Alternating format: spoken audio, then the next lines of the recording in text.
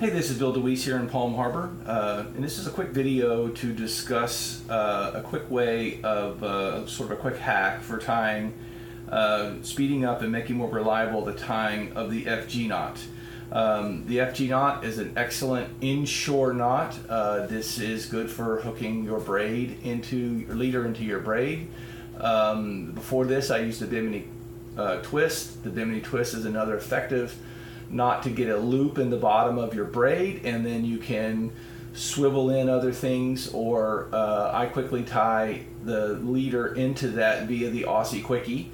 But one of the beauties of the FG knot is whether you're using something like a 10-pound, 15-pound fluorocarbon, all the way up to a 50-pound fluorocarbon for something like a snook or a heavy cover, you never double the mono, or you never twist the mono or the fluorocarbon.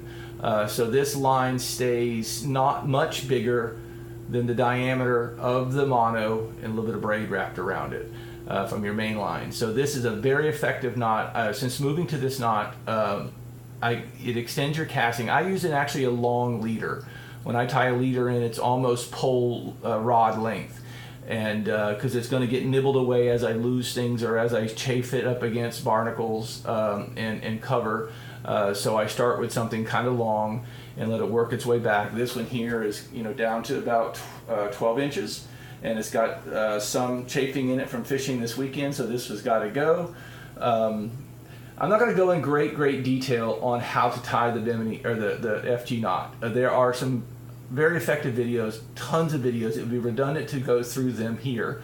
I would encourage you to Google Salt Strong FG knot.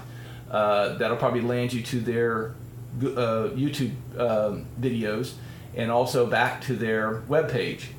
They have some excellent resources for the FG knot, specifically why you want to use it, some testing that they've done, the theory and practice behind the knot, as well as a second or third video on how to avoid some of the pitfalls of the knot. So I'm not going to go through that in great detail here.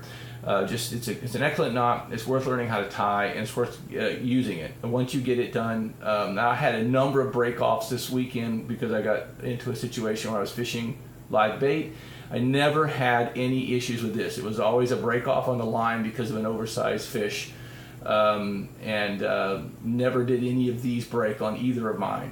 I did a video actually on Saturday on the water, bobbing up and down in a kayak, tying an FG knot to show you how effective this hack kind of mechanism is, because I tried to explain it to somebody and it was just getting lost in the conversation, so I wanted to do the quick video.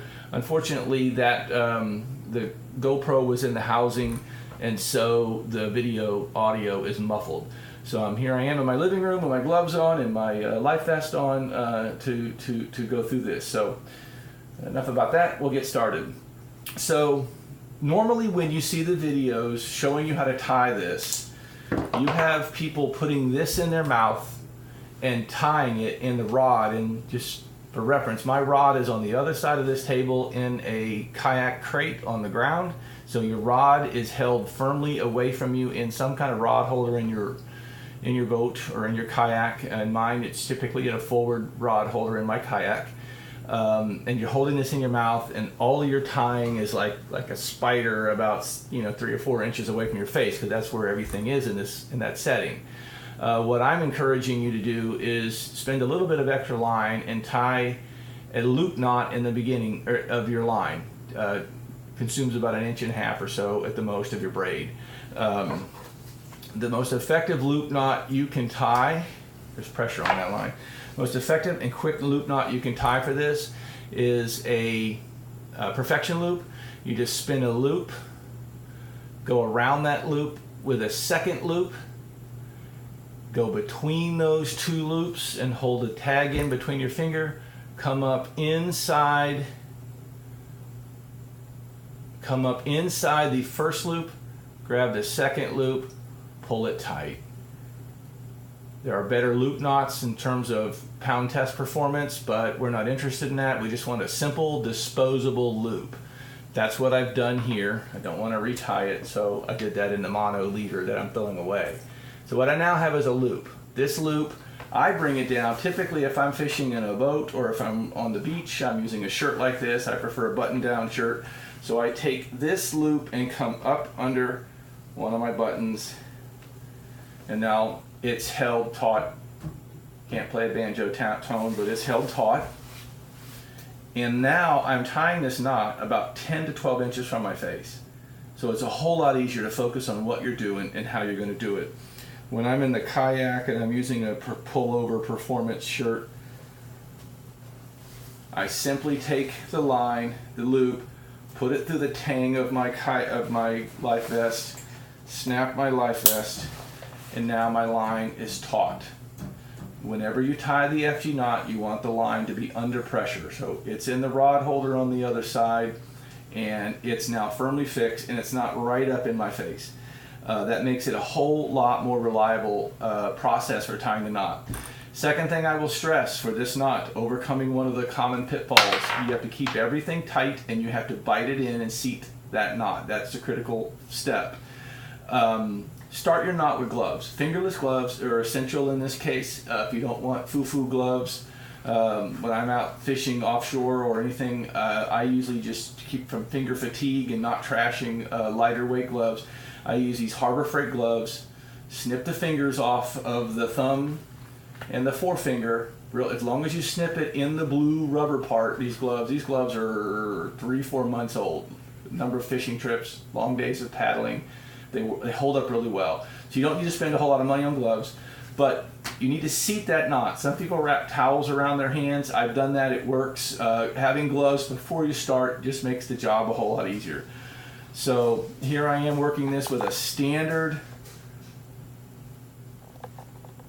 this is a Berkeley Vanish. You can, whatever you choose to use, this is a standard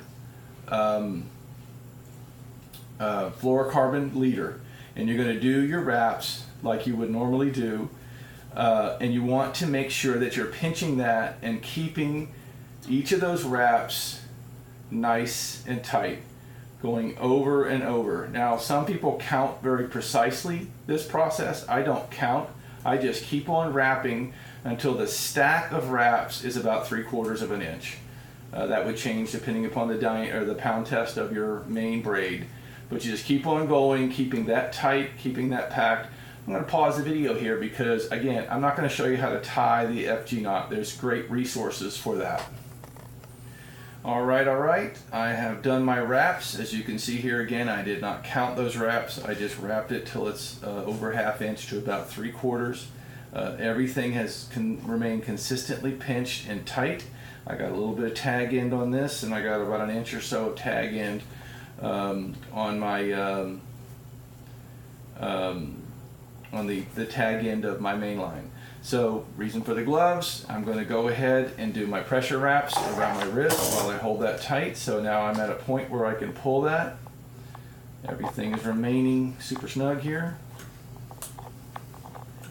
Alright, I'm going to go ahead and release my clip or pull that off the button. Sometimes I will go ahead while I'm here and just slip my pinky right through the loop in the braid. Okay, so here I can go ahead now and you can tie your first of your series of your half hitches and double half hitches, but you want to, before you clip this, as you can see, you want to seat this knot. And I'm going to wrap my hand around my main line as you would normally do, because again, we want to, the critical thing here is to seat that knot as it's been discussed.